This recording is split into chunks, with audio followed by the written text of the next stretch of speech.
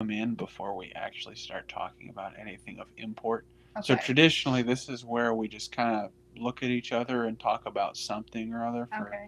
about half a minute before we actually get started. Okay. And then we look up something like this and we say, "Hello, everyone, and welcome to another issue of Unauthorized Caucus." I'm Jordan Henry, Director of Research for Phyllis Schlafly Eagles. And with me today, we have a special guest. Joanna Spilger is the administrator here with Phyllis Schlafly Eagles. And we're so delighted that you could be with us. Ryan Height, who is usually sitting across from me, is not here today, which could be evidenced by the fact that we're already having technical difficulties because one of our microphones won't work. So that's why we're going to be passing a microphone back and forth here for the next few minutes while we talk about a very important topic. So, the topic for today that we would like to cover deals specifically with something that hits really close to home with a lot of parents. And that is what the education department under President Biden is doing right now to try to force the transgender agenda on unsuspecting students and parents. And we've known for a long time, of course, that that's what they've been trying to do. They've been trying to force schools to allow dangerous situations, specifically for women and girls, but really for all students, if we'd be honest. And it's something that we've been seeing for a long time, but now it's kind of been taken to a whole new level because the U.S. Department of Agriculture has announced that they are not going to give funding for school lunch programs Mm-hmm. to schools that don't submit to the policy of allowing boys into girls' restrooms and girls into boys' restrooms and showers, locker rooms, all the different things that come along with that. So that's a pretty big turn, Mm-hmm. a very big turn, I think, and it's something that merits a conversation. So, Joanna, what do you think? So we talked about this a little bit yesterday, and I think my comment was, that's crazy, which it's true. That's just crazy because the kids do need those lunches. They do need food. And I was thinking about this back in 2020 with the COVID shutdown when all the public schools were closed down. They still offered lunches to kids. They would have staff come in, prepare the lunches, and they would feed the children. And they did that throughout the school year. And I think they even did that some during the summer, at least in our area here in St. Louis. So the kids need lunches, and it's sad when they make this such a political statement and forcing children to be put in uncomfortable, and even women and men, putting them in uncomfortable situations. Yeah, and another point that I know that you brought up earlier today actually was the fact that yeah, at a lot of public schools, the girls share restrooms with the adult Mm-hmm. women teachers Mm-hmm. and boys with men. That's a pretty common practice. And what this would do is that you could thereby have an adult male teacher who identifies as a woman for whatever period of time, and then is in a restroom with underage girls. Mm-hmm. And, there are some communities in America where that does not faze people. It's kind of sad, but there are communities where people don't think twice about that because, that's what they have been told is Mm-hmm. acceptable. And so they're just going to go along with that. But what I think is especially egregious about this top down approach from Biden and his education department is that there is no room for individual school boards, individual schools, even individual states to Mm-hmm. make rules on their own about this. This is a top-down effort from an unelected body, the Department of Education, to all of the students, all of the schools, and all of America that this is the way that it's going to be. Otherwise, uh, young students who come from poor families will not receive free and reduced price lunches, a program that is availed of by I think it's hundreds of thousands of students, if not more, Mm-hmm. nationwide. I mean, I went to a public school all K through 12. And I know that there are a lot of students that uh, take part in those programs Mm-hmm. because they are in economic circumstances which qualify them for those free and reduced price lunches. And there are families that depend on that. And this is the federal government telling those individual communities, we're still going to take your tax dollars. You don't get to keep your tax dollars, but we're going to take the tax dollars from you and use those to spend in other communities if you don't go along with this leftist agenda. And that, I think, is what's really, really insidious about this. Mm-hmm. There's no choice for parents, no choices for school boards and schools.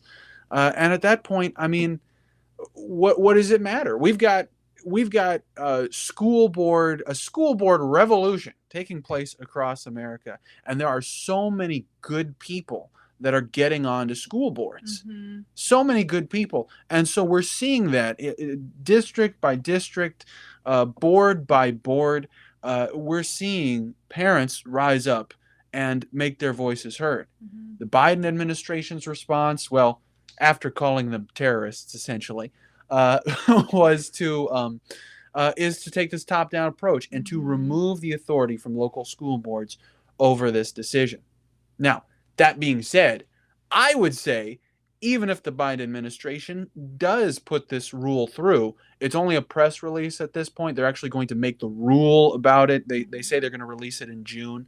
But even if they do make this rule, as far as I'm concerned, I think every school board in America needs to completely reject this. Completely reject this. And it should be fought in the courts. It should be fought at every single turn because this sort of takeover of local school boards shouldn't be tolerated. Federal government doesn't have a place here. Something else to add with that is the private schools and Christian schools are exempt from this. So they, of course, because it's for government schooling. Just Christian schools, I think. Okay, so not private schools, just Christian schools? Just anyone that can claim a religious exemption. Okay. Yeah. So anyone who can claim a religious exemption are exempted from this. And unfortunately, with public schools, the reason why the kids are going to those schools is because that's what the parents need. They can't afford the private schools. They can't afford the Christian schools. So they send their children to the public schools. And this would just be unfortunate for them because parents don't want their kids sharing bathrooms with the opposite sex. And if they don't want that to happen, they unfortunately can't send their kids somewhere else because they don't have the money to do that. And that's something else I was thinking about when I heard this news.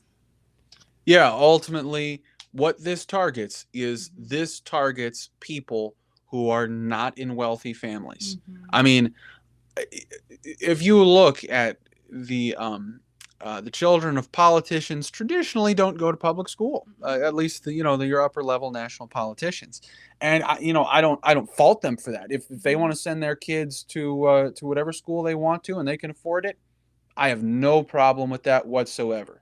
But those same people trying to impose their will from a federal standpoint on these individual communities, that just doesn't ring true for me. And they are coming down on poorer communities, rural communities, places where students are more likely to take part in these free and reduced price lunch programs, and they are specifically cracking down on them, using food for children as their weapon, and that to me is just something that should not be tolerated. But it does show you that there is a lot of good things going on whenever they have to resort to these kinds of tactics in order to impose their will on other people. It shows you that there is a lot of good things going on, that there are parents that are doing their jobs and that are rebelling against this takeover by schools and the attempt that they're having to put kids in dangerous situations just in order to adhere to one particular ideology. So obviously this is a really, really bad situation, but there are a lot of good things that I feel could come out of this. But parents, of course, need to continue standing strong on this. They can't give up. on the live stream, you can actually add comments to our Facebook page or our YouTube page as well. So feel free to put in a couple questions if you have any, or you can email those to us later. I think what email address do you guys normally give? Yeah, well, you can just email me directly, Jordan@phyllisschlafly.com. That's Jordan@phyllisschlafly.com. And if you have a question about this, or if you want to suggest a topic for next week, we're constantly hunting for new content that we can use, because we want to bring you the most interesting conversations we have here around the office on any given week. So you can leave a comment on any of these videos. And we'll try to read it while we're on the live stream and answer anything that you might want to ask. Or you can always send us your comments by other channels. Email was also mentioned. We just want to hear from you, and we want to make this a dialogue, not just between us, but with you, about what issues are important to you, because this is something that's going to take all of us if we're going to find solutions to this problem. But in the meantime, don't forget to be liking this video and sharing it with other people, so we can get more people in on the conversation. And make sure that you're subscribed wherever you're watching, whether it's on Twitter, Facebook, YouTube, so that we can beat the algorithms and get this content to you, even when they try to keep us from going live. In fact, that's probably what I should have led with, is actually that you might have noticed, if you weren't on the live stream live last week, that our video got censored, actually, on YouTube. Our video got censored, and it was given some kind of a bogus claim from YouTube on I don't. It wasn't even misinformation or something. There was something else that they tried to pin on us, and they took down our video for several days. And of course, we had to appeal that. And then they said, "Oops, sorry, there was some technical error." Really, the stuff you hear about, oh, technical error, actually happens, because that happened to our live stream on this just last week. So make sure that you are subscribing to our channels, because that's the best way to be informed about our content and to get past the censors that are trying to keep us from getting this to you. But also make sure that you're liking, sharing, and commenting as well, so we can keep the dialogue going. Now, let's see. We have some comments here. Okay. The time and money would be better purchasing and teaching Phyllis Schlafly's First Reader and Turbo Reader. Okay, I would agree with that. I would agree with that too. Yeah, for those of you that aren't familiar, one of the things that Phyllis Schlafly was most proud of, she authored, co-authored, or edited 27 books over the course of her lifetime. And the one that she was especially passionate about was called her First Reader. Now, she noticed that a lot of students were not being taught how to read using the proper phonics method. And so she developed her own system, the First Reader system, in order to teach children how to read before they even went to school. And from that, it's still probably the most successful title that we have here among Phyllis's books. We still sell those. Parents are still using those to teach their children how to read. And so, if you don't have a copy, right now we're getting to the end of a school year. And so we need to be having a conversation about how are our kids doing with their reading. And summer's the time to do it. Summer's the time to get started with this. Just by 3 20-minute sessions a day with a child, you can teach them how to read in a matter of months, and they can be very well equipped for the next school year. So that's just kind of an aside there, but that's what these conversations are about. They're about the asides as well. So yeah. Let's see. Homeschooling is doable. Another comment there. Yeah, that's another factor to put into this equation, is that so many parents are choosing, instead of having to fight the fight at their public school system, they're choosing to go with homeschooling as an option. And of course, COVID played into that too. But don't forget that, as Joanna mentioned, there are cases where you have parents that work, single mom type situations as well. We can't. I don't feel, and this is a personal opinion, other people, good people, would disagree with me on this issue, but I don't think that we can give up the public school system, Mhm. I don't think that can be our only strategy. Now, I have nothing against people that choose to homeschool their children. I support them 100%. But we need to be fighting for the place that our tax dollars are going at the public school system as well. And I hope that we can talk about school choice sometime too, so that we can talk about other ways that we as taxpayers can be reclaiming our tax dollars when it comes to educating our children.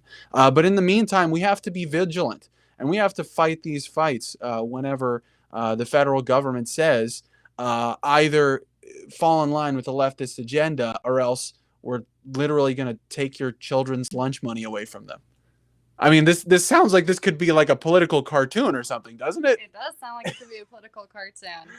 And I just think it's so important that we don't make sharing bathrooms with the opposite sex a normal thing. Because if we do start out with younger children, unfortunately, they will get familiar with that, but they should not be put in those positions. So I am thankful for people who do fight at their school board to protect our children and even protect other teachers who don't agree with that as well.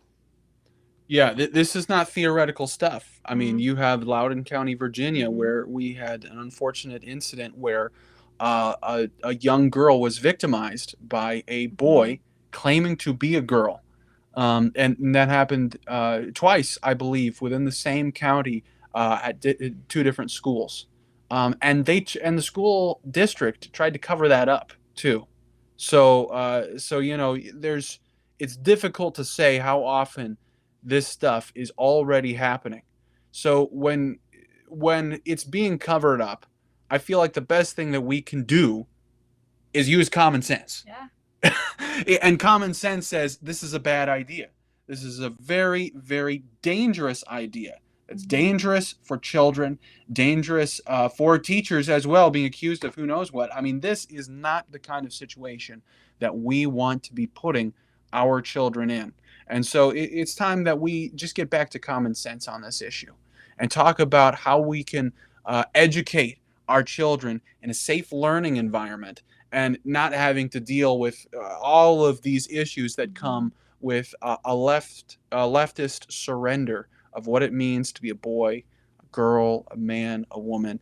I mean, this stuff is dangerous and it's transforming our society in a way that's not healthy. Mhm. And it's something that we need to, as you point out, stop now while we still can. There is there is support among parents for protecting our children in their schools. That support is still there, but it's up to us to, as conservative activists, to lead the way on that. Don't for a moment think that even in the furthest left districts of school districts of America that you can't get people together to fight this sort of thing because parents realize what this means. We all know exactly what this means and the kind of danger that this poses to children. So now is the time, no matter where your school district is, to take a stand on this. And if they say, we can't do anything about it, blame President Biden, don't take that for an answer. Do not take that for an answer because our kids are on the line here and our school boards can stand up to do something about this. And it's time that they do. But they're only going to do that whenever we stand up and make a difference in our local communities. So we're going to have a link to this article that we talked about here and another one that we didn't even cover. I mean, this goes far beyond bathrooms. This covers showers, public pools, summer camps, libraries. All of this stuff is being touched by this dangerous transgender agenda, and it's affecting our children. So all this stuff is going to be linked in the notes from this live stream. So we're going to put that out there for you. But both of those articles were actually covered in our daily email that we send out, our What You Need to Know, which is an acronym for WINK email that we send out every morning. So we cover these, just send out a brief email with the top articles that we find every morning. And we send those out at 7 a.m. Central Time. So if you're not on that list to receive that email, make sure that you subscribe at phyllisschlafly.com. Subscribe to our email list so that you can get access to those daily emails where we put out this kind of content every single day these sorts of articles that you need to read to be able to stay informed about what's going on in America. So be sure that you do that. We don't sell your email address or anything like that. We don't spam you with all kinds of advertisements and everything else. And you can subscribe anytime you want to if you decide that you don't like it. But go ahead, give us a try. Subscribe to our email list, and I think that you'll find those daily emails very, very helpful. But in the meantime, again, reminding you, please be sure to like, share, and subscribe to our channel here as well, so you can keep getting access to our content. Big thanks to Joanna for filling in for Ryan this week. We appreciate you sharing your thoughts with us. And at this time, we'll conclude until we come back next week for another Unauthorized Caucus. Thanks, everyone. We'll see you soon.